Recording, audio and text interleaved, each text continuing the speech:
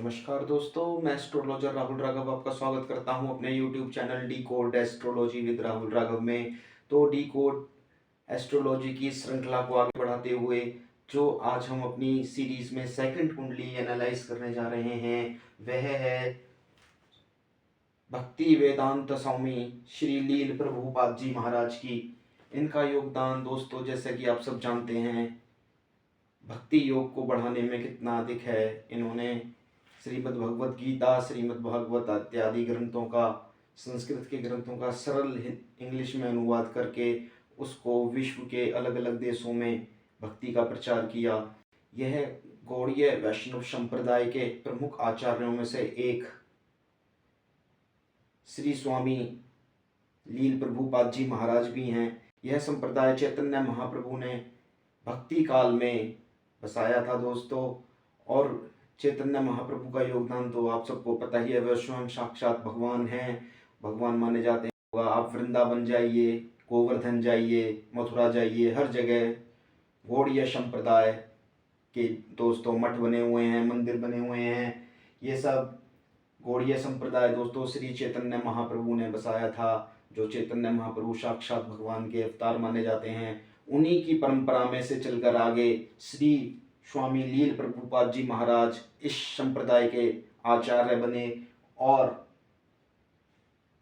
पृथ्वी पर 1896 में अवतरित हुए। इनका योगदान दोस्तों जैसे कि मैंने बताया भक्ति योग को बढ़ाने में और तथा श्री कृष्ण भगवान की लीलाओं को, श्री कृष्ण भगवान के भजन को पूरे विश्व में पहुंचाने में इनकी प्रमुख भूमिका रही।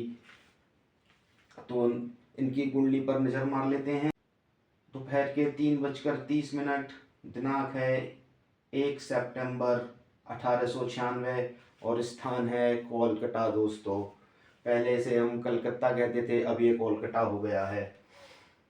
तो दोस्तों समय के विषय में अलग अलग वेबसाइट्स पर अलग अलग जानकारी उपलब्ध है, लेकिन जो सबसे सटीक और सही जानकारी हमको लगी वह लगी astrosys.com से। हमने ये समय और दिनांक लिया है। हालांकि इस्कॉन के अपने डॉक्यूमेंट्स में उनका समय 4 बजे का है, लेकिन ज्योतिष के अनेकों विद्वानों ने इसको 3:30 बजे ही माना है।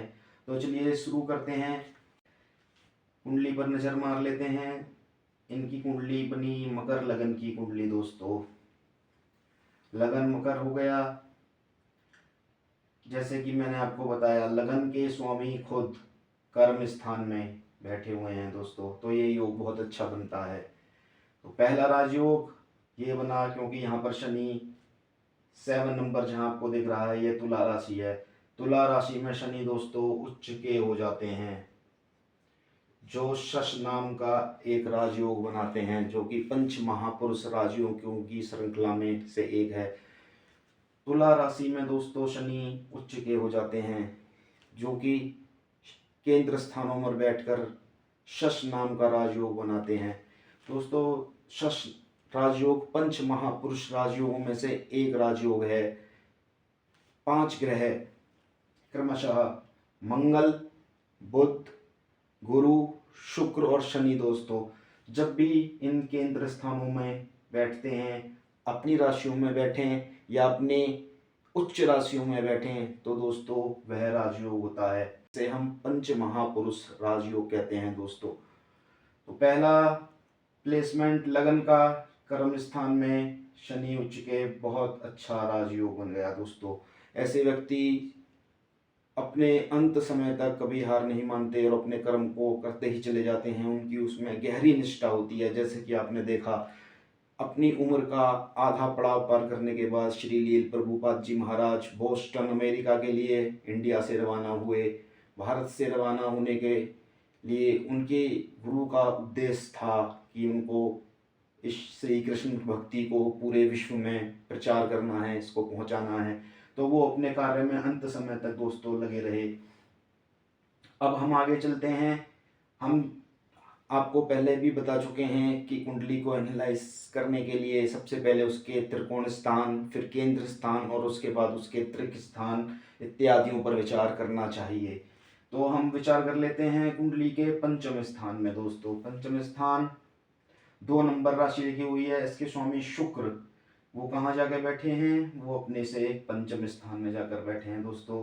तो दोस्तों अपने से पंचम, पंचम के स्वामी अपने से पंचम चले गए तो एक सिद्धांत होता है दोस्तों एस्ट्रोलॉजी में, भावार्थ भावम का सिद्धांत। तो 5 नंबर के स्वामी अपने से 5 घर आगे जाकर चले गए तो ये बहुत अच्छा राजयोग बना। एक त्रिकोण का स्वामी दूसरे त्रिकोण में जाकर बैठ गए। इसके बाद हम फिर आगे बढ़े, फिर हमने देखा 6 नंबर राशि। 6 नंबर राशि के स्वामी कन्या राशि, इसके स्वामी खुद बुध होते हैं दोस्तों। तो बुध और शुक्र, 2 त्रिकोण के स्वामी दोस्तों, शुक्र और बुध दोनों एक साथ भाग्य स्थान में बैठे हुए हैं। बहुत ही सुंदर राजयोग का निर्माण हुआ दोस्तों। आप कभी भी जब कुंडली और आगे देखेंगे, आप जब भी कुंडलियों को आगे देखेंगे और एनालाइज करेंगे तब आपको पता चलेगा कि किसी भी भक्ति, किसी भी महान संत, किसी भी ऐसे व्यक्ति जो किसी भी प्रकार से धर्म कार्य क्षेत्रों में जुड़ा रहा हो, उनके इन दोनों त्रिकोणों का संबंध और लगन का संबंध बनता है तो वो इसी महान पोजीशन पर पहुंच जाता है दोस्तों, जिस पर श्री लील प्रभुपाद जी महाराज आज हैं। पूरे विश्व में इस्कॉन को स्थापित कर कर श्री कृष्ण भक्ति की अलग ही चेतना उन्होंने पूरे विश्व में जगाई। तो आप देखिए किस प्रकार का ये सुंदर राजयोग बना। लेकिन इसमें एक राजयोग और बनता है दोस्तों, शुक्र 6 नंबर राशि में नीच के हो जाते हैं। लेकिन जब भी कोई ग्रह दोस्तों जिस राशि में नीच का होता है, अगर उसका स्वामी उसके साथ बैठ जाए या उसको दृष्टि संबंध दे दे तो नीच भंग राजयोग बन जाता है दोस्तों। नीच भंग राजयोग की और भी पैरामीटर्स हैं, नीच भंग राजयोग बनने के और भी सिद्धांत हैं और भी नियम हैं, लेकिन अभी इसमें हम आपको इतना ही बताते हैं, नहीं तो दोस्तों वे मतलब के वीडियो लंबा हो जाएगा और हम इस वीडियो को इस बार थोड़ा शॉर्ट रखना चाहते हैं, 10 से 12 मिनट का रखना चाहते हैं। तो हमने देखा किस प्रकार से ये राजयोग यहाँ पर फॉर्म हुआ। नीच शुक्र का यहाँ पर नीच भंग हो गया क्योंकि स्वयं बुध शुक्र के अपनी राशि में ही बैठे हुए हैं। इस प्रकार इनके तीनों त्रिकोण अच्छे प्लेस हो गए दोस्तों। अब इस बात करते हैं, हमने स्थान के स्वामियों की बात करी, अब हम स्थानों की बात करेंगे। हमने भावेशों की बात करी, अब हम भाव की बात करेंगे दोस्तों। तो आते हैं पंचम भाव में। पंचम भाव जैसे कि मैंने आपको बताया बुद्धि, विद्या, संतान इत्यादि का होता है दोस्तों। तो हमने जब यहाँ पर चंद्र को देखा, चंद्र 2 नंबर राशि में, तो दोस्तों चंद्र भी यहाँ पर उच्च के हो गए, चंद्रमा भी उच्च के पंचम स्थान में। पंचम स्थान दोस्तों भक्ति का, पूजा का, पाठ का, मंत्र का, इन चीज़ों का स्थान होता है दोस्तों। यहाँ पर शुभ चंद्रमा, उच्च के चंद्रमा मंगल के साथ बैठकर धन लक्ष्मी योग बना रहे हैं दोस्तों, बहुत सुंदर योग। तो इस प्रकार से हमने देखा कि जो महापुरुष होते हैं उनकी कुंडलियों में इन ग्रहों की स्थिति कितनी अच्छी होती है। अब हम आगे बढ़ते हैं, अब हम देखते हैं केतु। इस कुंडली में दोस्तों केतु सूर्य और गुरु की युति है। गुरु पूजा पाठ के कारक हैं, भक्ति के कारक हैं, ज्ञान के कारक हैं, विस्तार, किसी भी चीज़ को विस्तार देने के कारक हैं। और गुरु के साथ जब केतु आ गए तो ये डीप स्पिरिचुअलिटी का योग होता है दोस्तों। हालांकि स्वामी प्रभुपाद जी महाराज की विवाह हो चुका था, लेकिन उसके बाद उन्होंने, उनके बच्चे भी थे, उसके बाद उन्होंने संन्यास लिया और संन्यास लेके उन्होंने जो कार्य किया, जिस मिशन की स्थापना करी, वो मिशन का युगों युगों तक नाम रहेगा दोस्तों। तो आप देखिए केतु और गुरु की वजह से कितनी डीप स्पिरिचुअलिटी इनके अंदर थी कि अपने जीवन के आखिरी क्षणों तक श्री महाराज जी भक्ति का पाठ पढ़ाते रहे। अब सूर्य दोस्तों, सूर्य आत्मा का कारक है। मैंने जैसा कि आपको बताया, आत्मा जब जुड़ गई गुरु के साथ तो उस पर गुरु का इन्फ्लुएंस आ गया। केतु भी आध्यात्मिकता का कारक है। केतु गुरु के चेले हैं, गुरु के शिष्य हैं, लेकिन कई मामलों में गुरु से भी बहुत ज़्यादा धार्मिकता में कट्टर विचार वाले स्वभाव के केतु होते हैं। तो केतु दोस्तों गुरु के चेले हैं। तो केतु इसलिए ही जब स्पिरिचुअलिटी भक्ति में जानते हैं तो केतु के इन्फ्लुएंस वाला बंदा सब कुछ अपना पूरा संसार छोड़ देता है, तो वो विरक्त कर देता है, डिटैचमेंट ले आता है। केतु डिटैचमेंट के कारक हैं, पृथकता के कारक हैं। इसलिए केतु के इन्फ्लुएंस वाला व्यक्ति आपको दोस्तों सन्यासी मिलेगा।